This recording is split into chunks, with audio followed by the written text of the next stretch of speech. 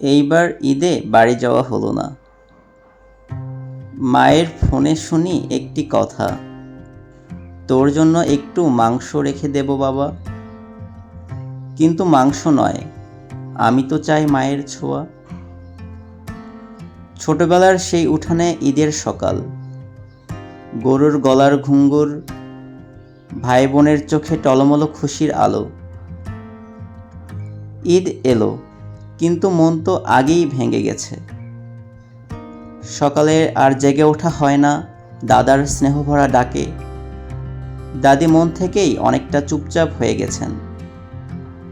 সকালবেলাও ফোনে বললেন, ঈদের সময় বাড়িতে না আলি হয়।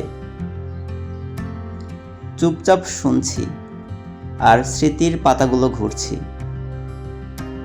চাইলেই ছুটে যেতে পারতাম, কিন্তু বুকের ভিতরে আশা জমেছে এক নতুন পৃথিবীর স্পন্দন।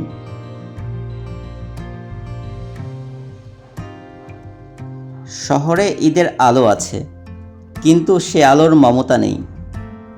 নতুন জামা পরি, ভালো খাবার খাই, তবুও বুকের ভিতরে এক ফোঁটা শান্তি জমে না। কারণ ঈদ তো কেবল উৎসব নয়, ঈদ মানে আত্মত্যাগ। ইব্রাহিম আলাইহিসসালাম প্রস্তুত হয়েছিলেন সবচেয়ে প্রিয় সন্তানকে উৎসর্গ করতে। আমরা কি এক চিমটিও স্বার্থপরতাকে কোরবানি দিতে পারি?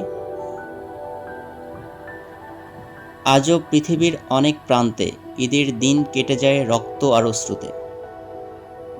গাজার মায়েরা ঈদের জামা নয়, খুঁজে ফেরেন সন্তানের কবরের নাম লেখা কাপড়। সিরিয়ার শিশুরা কোরবানির গল্প জানে না, তারা জানে শুধু বোমার শব্দ। রোহিঙ্গার ক্যাম্পে ঈদ মানে আজ একটু চাল বেশি পেয়েছি। তাহলে বলো, এই ঈদে আমরা কি দিই? গরু নাকি মানুষ? মাংস নাকি মানবতা? চলো তবে এই ঈদে আমরা কোরবানি দেই, ভিতরের ঘৃণা, লোভ, হিংসা আর কুয়াশায় ঢাকা বিবেকের ঘুম ভাঙাই।